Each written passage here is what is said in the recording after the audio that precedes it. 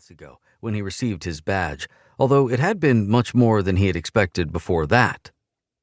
Good eyed Grimsby's outfit and scoffed. "A while to go until Halloween, kid. Come back when you fit in Daddy's suit." He began to close the door, but Grimsby slid his foot in its path. He instantly regretted the decision as the man's idle strength nearly twisted his foot against the door's frame. Samuel Good was a lot stronger than he looked, though Grimsby supposed most Therians must be. He managed to choke his yelp into a more respectable grunt and drew his department badge, a bifold of leather with a pentacle embedded in a silver shield within and his name below. "I'm afraid I'm a real auditor, Mr. Good," he said, trying to keep his voice straight over the pain of a likely stubbed toe. "I just need a moment of your time." Good looked at the badge in disbelief, then back at Grimsby. "If you're a real auditor, where's your partner? I thought you guys never fly solo." Grimsby felt his stomach drop at the mention of a partner and bit back an unprofessional reply. Before he could come up with an appropriate substitute, however, Good glanced past him and an unpleasant grin curled his face. "Wait," he said, his smile wolfish.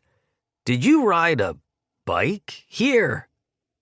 Grimsby tried to keep his face even, but felt his fingers squeezed tight around the badge as he put it away. He half expected it to crumple in his hand like cheap plastic. "May I come in?" Good sighed, though a smirk still littered his face.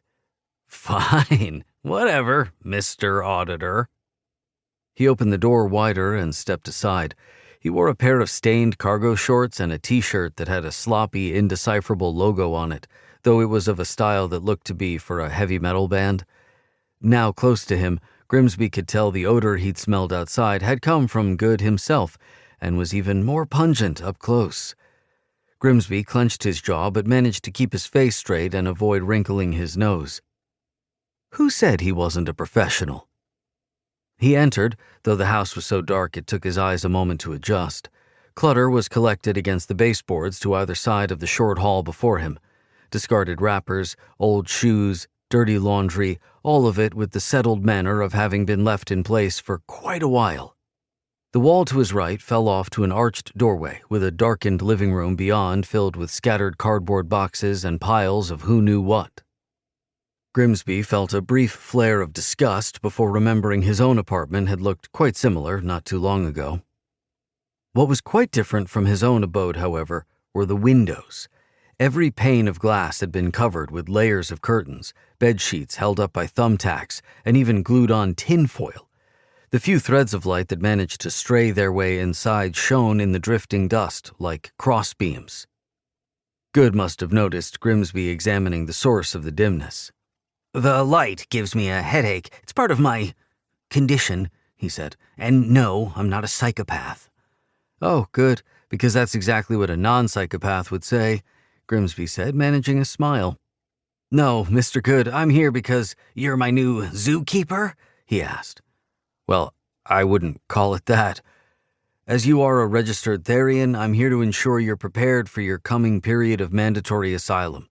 I need to—" Good interrupted him in a stuffy voice. "Make certain I am ready for a period of stay lasting no less than 3 days, beginning no later than 24 hours before the apex of the lunar cycle, blah, blah, blah."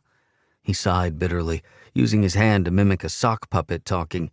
"Yeah, kid, I've heard the speech before. Every month, actually, so yeah, I know why you're here. So, which is it?" Grimsby frowned, uncertain if he had missed some context. "I'm sorry?"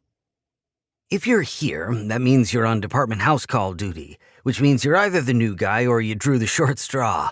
So, which is it?" "Well, he began, standing up a little straighter. "New guy, of course," Good scoffed. "Listen up, new guy. I know the deal, okay? I've been going to the cage since I was 13. I haven't missed it once, and I'm not going to miss it this time." Grimsby felt annoyance crawl into his jaw and prickle his scalp. He supposed he shouldn't have been surprised at the flippant attitude. Good was a Therian with a spotless record of asylum attendance. It was why the task to make sure he was prepared for the coming full moon was one of Grimsby's many dully routine duties.